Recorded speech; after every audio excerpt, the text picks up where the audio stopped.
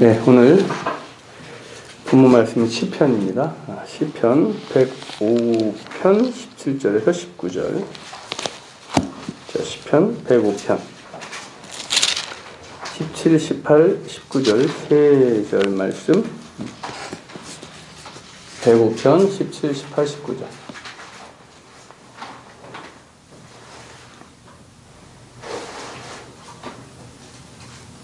자, 다 같이 합독하겠습니다. 그가 한 사람을 앞서 보내셨으며 요셉이 종으로 팔렸도다.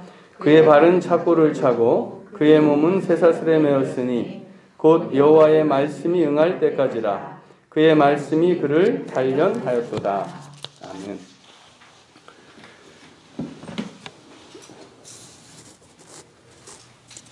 이 말씀 기억하시죠? 기억하시나요? 오늘 본문 말씀. 네. 네? 목사님이 이 말씀 가지고 하셨나요? 그래서 기억하는 거예요? 모르겠어요. 근데 나눴어요. 나눈 건.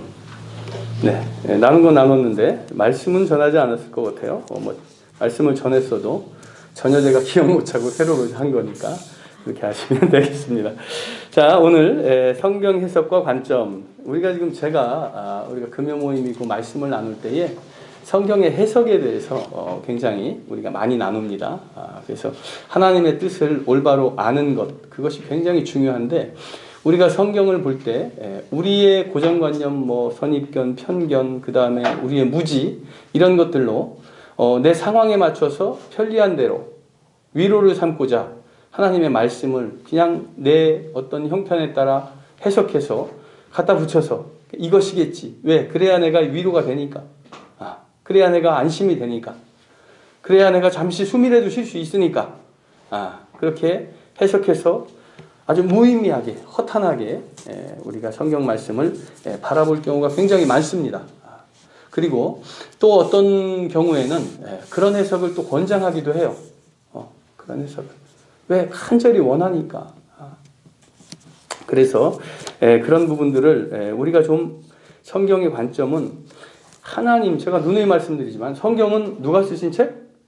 하나님이 쓰신 책. 하나님이 성경을 쓰셨다는 말씀은 성경에 나타난 모든 용어와 의미, 모든 것들이 다 누구의 생각? 하나님의 생각이라는 거예요. 그래서 성경에 나타난 단어 하나하나도 하나님의 생각이 들어있는, 하나님의 뜻이, 하나님의 관점이 그 안에 있는 그런 것인데, 우리는 우리의 관점, 우리의 생각으로 그 단어를 이건 이랬을 거야, 이건 이래서였을 거야. 그리고 우리가 너무나 잘 알고 있는 것들, 은혜, 축복, 기도, 예배, 영광, 찬송, 이런 거 우리 다 알잖아요. 회개가 뭐예요? 회개가 도대체 말씀과 상관없지만 회개에 대해서 우리 알고 있잖아요. 회개가 뭡니까? 회개. 우리 권사님 안 돼. 이럴 때는 정답을 말씀하시면 안 돼요. 일부러 좀 틀리셔야지.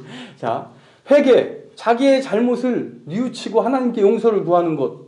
이게 회개잖아요. 우리 안에 있는 회개란 용어의 이 의미가 우리 안에는 굉장히 중요했어요. 회개하면 하나님께서 날 용서해 주실 거야. 이 의미가 온통 교회 안에 아주 팽배해 있습니다.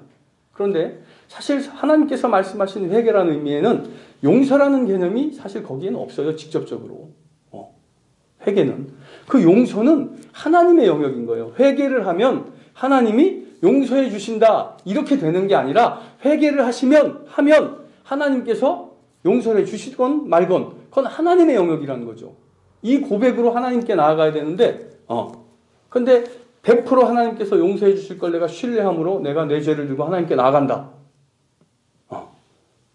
아주 좋은 믿음인 것 같지만 이게 회개의 용서 자판기를 만드는 것이고, 기도로 은혜 자판기를 만드는 거 아니에요. 하나님은 기도하면 복 주신다. 끝. 회개하면 용서한다. 끝. 도대체 우리의 신앙의 길에 문제가 뭡니까? 이렇게 쉬운데. 그런데 어렵잖아요. 우리 신앙의 길이. 그것은 우리가 너무 잘못 성경 말씀을 바라보고 있다라는 간접적인 경고일 수 있습니다. 성경에서 가장 중요한 것은 그래서 뭐라고요? 하나님의 뜻입니다. 성경에서 가장 중요한 게 하나님의 뜻이라면 하나님의 관점이 가장 중요한 거예요. 하나님의 관점이. 그런데 성경 말씀을 보는 어떤 하나의 사건, 성경에 있는 사건이든 성경의 어떤 한 구절 말씀이든 어떤 하나의 단어든 성경에 나타난 어떤 것들을 말씀을 보는 시각이 관점은 세 가지가 있습니다. 첫째, 하나님의 관점. 두 번째는 누구의 관점? 두 번째는 당사자의 관점. 그 사건 당사자의 관점. 그리고 세 번째는 누구의 관점? 우리의 관점. 제3자의 관점. 이 세 관점이 다 서로 있는 거예요. 서로. 그러면 성경은 무슨 책이냐? 이 우리의 관점, 당사자의 관점들을 하나님의 관점으로 맞추어 주려는 책이 성경이에요. 그러니까 하나님을 알게 해서 하나님의 뜻을 우리에게 알게 해서 우리로 하여금 우리 뜻이 아니라 내 생각이 아니라 하나님의 생각에 내 생각을 맞추도록 인도하는 것이 성경 말씀이고 또 성령인 거예요. 그런데 우리는 다 필요 없어요. 나의 위로가 되는 말씀만 막 찾아봅니다. 위로가 되는 말씀. 구하라 그리하면 구할 것이요. 와. 구해지든가요? 그래서 한번 보세요. 자기의 관점을 가지고 하나님께 그 불만과 어떤 불안함과 내 지금 시련과 고통을 아주 강하게 어필하고 호소한 사람, 우리 성경에 기억나는 사람 누구? 전부 다예요. 그런데 아주 특별하게 욥 자기 관점 가지고 있었잖아요. 자기 생각. 결국 욥기 42장에 하나님께 뭐라고 해요? 무지한 말로 이치를 가리는 자. 제가 하나님 무지한 말로 이치를 가렸습니다. 이렇게 고백을 해요. 이게 뭔 뜻이에요? 그러니까 지금까지 내 관점으로 하나님의 말씀을 해석했습니다. 그런데 그것을 가만히 생각해 보니까 아무것도 알지도 못하면서 하나님의 그 완벽한 완전하심으로 말씀해 주신 그 지혜로운 그 이치를 내가 가리고 의심하고 거기에 불만을 품고 하나님께 그걸 불만을 토로했습니다. 이렇게 고백을 하잖아요. 이게 뭡니까? 하나님과 소통하니까 이제 내 관점이 틀렸다는 것을 깨달아 알게 된 거예요. 내 관점이. 어디에서? 그 지극한 고난 속에서. 엘리사의 사환. 아침에 눈 비비고 일어났더니 죽을 것 같아요. 적군 병사들이 이 성을 에워싸고 있어. 그럼 큰일이다.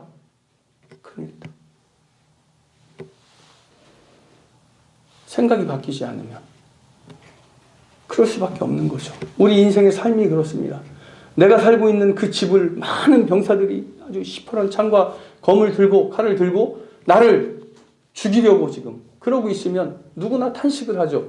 그런데 하나님의 관점으로 바뀌니까 보이는 거예요. 하나님과 가장 중요한 것은 보기 위해서는 소통을 해야 된다. 그 소통의 도구가 뭐다? 성경 말씀입니다. 자, 한번 보시죠. 마르다와 마리아, 여러분 잘 아시잖아요. 마르다와 마리아 예수님 앞에서 얼마나 자기 생각, 자기 관점을 이야기했습니까? 못 보면 예수님 곁에 같이 살아도 예수님과 함께 잔치를 즐겨도 예수님을 믿는다고 그렇게 자기 입으로 말씀하시고 예수님으로부터 사랑을 받아도 보지 못하면 예수님 앞에서 다 다른 소리를 하게 되어 있습니다. 다른 소리를 한다는 것은 주의 은혜를 누리지 못하는 거예요. 하나님의 마음을 알지 못하고 어찌 우리가 주의 축복을 누릴 수 있겠습니까? 그래서 가장 중요한 것은 소통인데 이 관점이 그래서 굉장히 중요한 것이죠. 어느 집에 아버지와 아내와 장성한 딸이 셋이 어느 날 함께 있는데 아내가 아침부터 그렇게 분주합니다. 아침부터. 막 분주해서 막 청소하고 뭐 이러고 그러는데 뭐 청소하고 그럴 때 이제 우리가 흔히 얘기할 때 남편들 뒹굴뒹굴 거리고 있었나 봐요.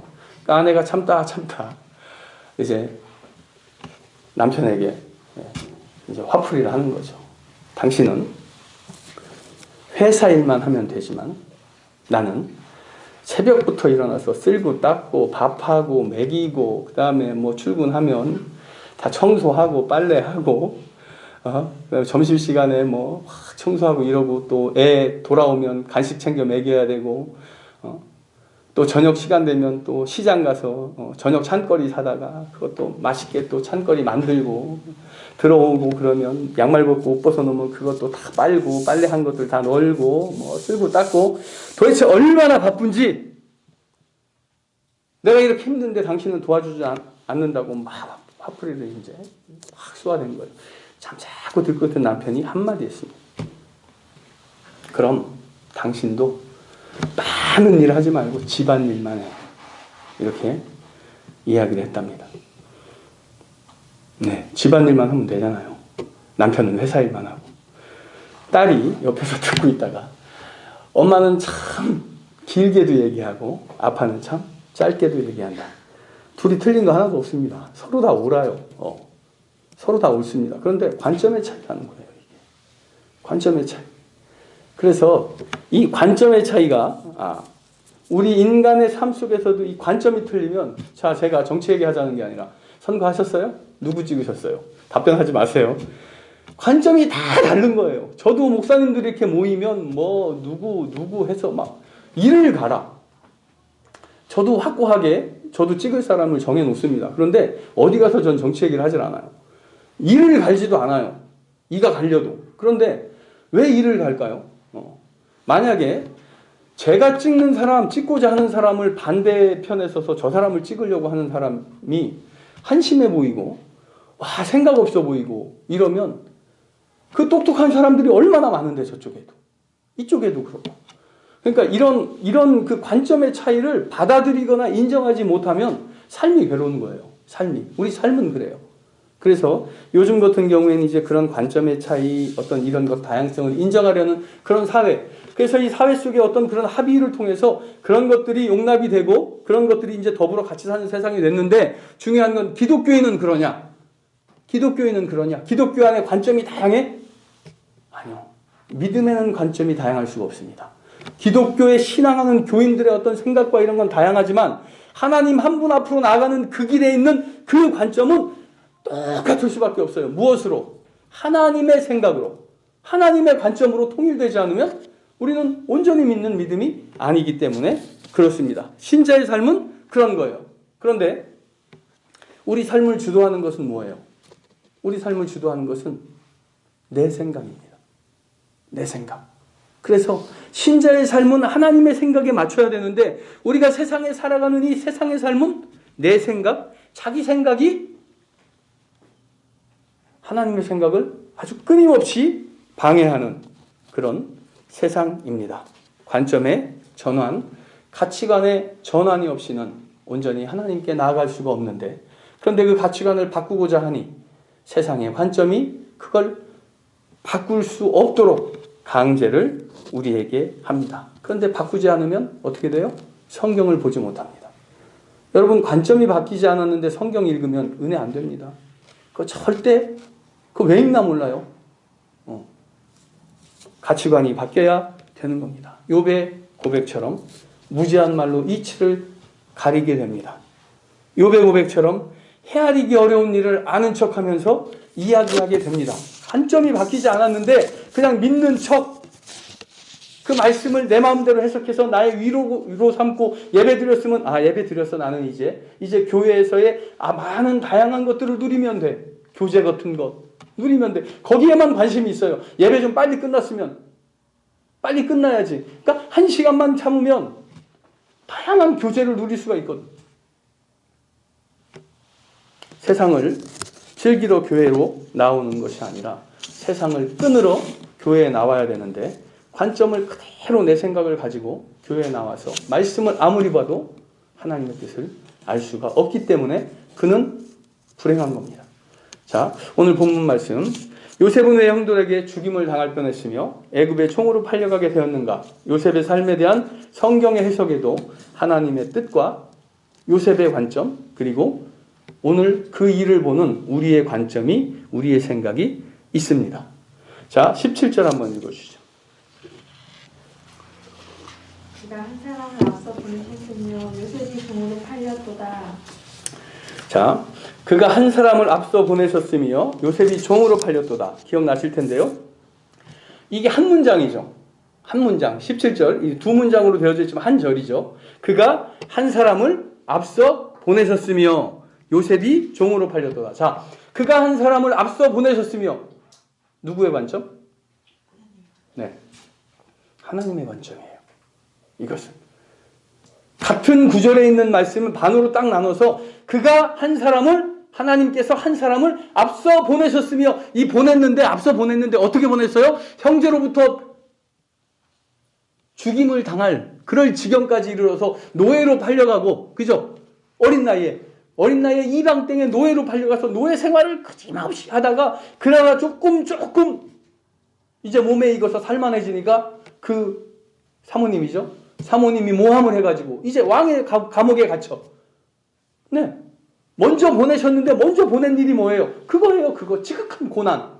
그런데 하나님의 관점에서는 뭐라고 말씀하세요? 그가 한 사람을 먼저 보내셨으며 뒤에 뭐예요? 요셉이 종으로 팔렸도다. 요셉이 종으로 팔렸도다. 이게 우리의 관점이잖아요. 이게 우리의 관점이잖아요. 우리 요셉이 종으로 팔린 거 종으로 팔렸도다잖아요. 여기에 요셉이 글을 갔을 때 하나님께서 보내신 거야? 아니요. 성경에 써 있잖아요. 요셉이 종으로 팔렸도다. 이게 누구예요? 우리의 관점이에요. 요셉이 팔려갔기 때문에 우리는 그냥 종으로 팔려간 것, 그것만 보는 겁니다. 하나님과 소통하지 못하니까 하나님의 뜻을 모르니까 요셉은 형들로부터 죽임을 당할 뻔하다가 어린 나이에 노예로 팔려가고 또 이 애굽에 가서 그 종살이를 그렇게 길게 하다가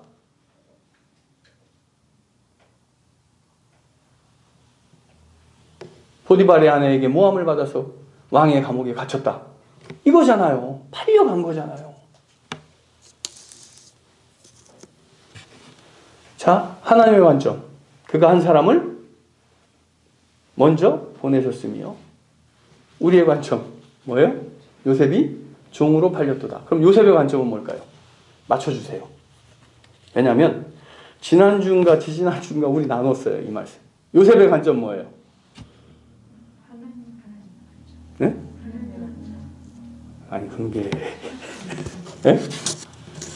그러니까 성경 말씀을 제가 딱 지난주 이거 중요하다고 이 성경 말씀 막 강조 많이 했는데 지난주 아닌가? 네, 창세기 50장 20절 읽어주세요. 창세기 50장 20절. 당신들은 나를 헤아려 하였으나 하나님은 그것을 선으로 바꾸사 오늘과 같이 많은 백성의 생명을 구원하게 하시다 하시나니 한 사람을 보내셨는데 그 본음을 받은 요셉이 종살이를 하면서 왕의 감옥에 갇히면서도 무슨 생각을 갖고 있어요? 하나님이 나를 보내셨다. 하나님이 나를 보내셨다. 당신들은 나를 헤아려 하였으나 요셉이 종으로 팔렸도다. 이게 아니라 그러나 하나님은 그것을 선으로 바꾸사 오늘과 같이 많은 백성의 생명을 살리게 하시려 하셨나니 이걸 알고 있었던 거예요. 이걸 하나님의 뜻을. 어느 시점에 알았나 전 몰라요. 중요한 것은 요셉이 어느 시점이든지 하나님께서 한 사람을 보내셨습니다. 먼저 보내셨습니다. 어떤 일을 하나님의 섭리를 예비하시기 위해서 먼저 보내셨습니다. 이것을 종으로 팔려가면서 모함을 받으면서 감옥에 있으면서 깨달아 알았다는 겁니다. 요셉이 18절 19절 오늘 본문 한번 읽어주시죠. 그의 발은 착고를 차고 그의 몸은 쇠사슬에 매었으니 곧 여호와의 말씀이 응할 때까지라 그의 말씀이 그를 단련하였도다. 네, 이건 이제 성경의 관점이죠. 하나님의 관점이에요. 이것도 그죠? 그 발은 착고를 차고 뭡니까? 발 족쇄잖아요. 그 족쇄를 차고 그의 몸은 쇠사슬에 매었으니 곧 여호와의 말씀이 응할 때까지라. 그의 시련과 고난과 절망 하나님이 한 사람을 보냈는데 왜 하나님이 보내셨는데 착고를 차고 쇠사슬에 매여야 됩니까? 그 시련과 고난과 절망이라는 거예요. 이걸로 끝이냐? 그게 아니라는 겁니다. 그게 아니라는 거예요. 뭐라고요?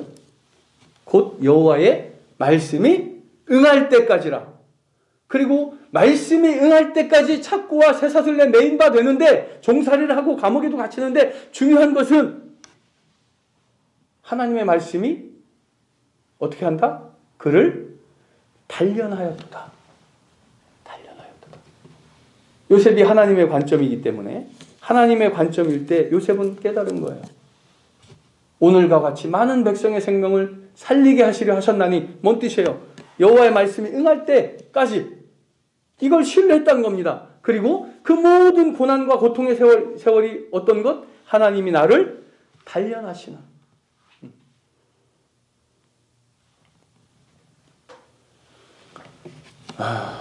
학생이 고등학교 1학년 학생이 모든 사람이 축하해주는 아주 좋은데 인류대 우리 한국의 인류대든 미국의 인류대든 세계의 인류대든 거기를 갈 목표로 공부를 합니다. 잠도 한 2-3시간밖에 못 자는 친구들 굉장히 많잖아요. 대단한 친구들이에요. 그 친구들 뭡니까? 뭐예요 그거? 그거 왜 해요? 왜? 합격하기 위해서. 합격하기 위해서. 합격하기 위해서. 뭔가를 자기가 필요한 것을 취하기 위해서 그 고통, 그것을 인내하는 겁니다. 우리가 주님 앞에 나아가기 위해서 주의 기쁨을 우리가 누리기 위해서 우리가 해야 될 게 뭐예요? 세상 일은 똑같습니다. 인내해야 됩니다. 인내해야 됩니다. 인내는요, 그냥 못해요. 그냥 죽으나 사나 인내하라고 그러면 누가 합니까?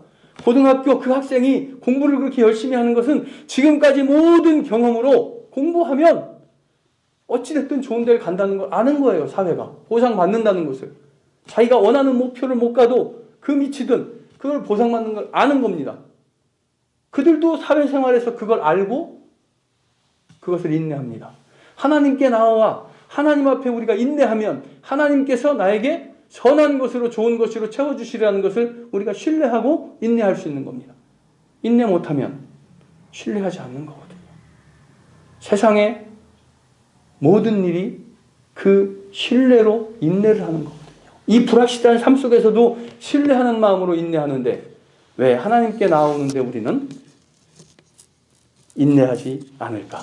하나님께서 하나님 뜻으로 나아가면 하나님께서 단련시켜서 인내하게 하시겠다는데 그의 말씀이 그를 단련하였도다. 형통을 원하십니까? 기쁨과 은혜와 축복을 원하십니까? 그렇다면 하나님의 단련을 기쁨으로 바라봐야 합니다. 노예로 팔려가는 것, 형들에게 배신당한 것, 형들이 죽이려고 하는 그 아주 마음속에 아주 절절한 슬픔 아닙니까? 형제에게. 왕의 감옥에 갇힌 것. 이런 절망과 고통 속에서 하나님의 뜻을 보기 때문에 요셉이 종으로 팔렸도가 아니라 그가 한 사람을 먼저 보내셨도다. 먼저 보낸 한 사람이 되는 것은요, 하나님의 뜻을 아는 사람이 먼저 보낸 한 사람이 되는 겁니다. 그걸 모르면 그냥 우리는 단지 뭐예요? 종으로 팔린 사람입니다. 둘은 똑같은 사람이에요. 다른 사람이 절대 아니에요. 이 사람과 이 사람은 똑같은 사람인데 어떤 사람은 하나님께서 먼저 보낸 한 사람이 되고 똑같은 동일한 어떤 사람은 종으로 팔린 사람이 되는 것이 신앙의 길입니다. 저와 여러분은 어떤 사람이 되어야 되겠습니까? 종으로 팔린 사람. 요셉이 종으로 팔렸도다. 여기에 붙어서 사는 사람 아니죠.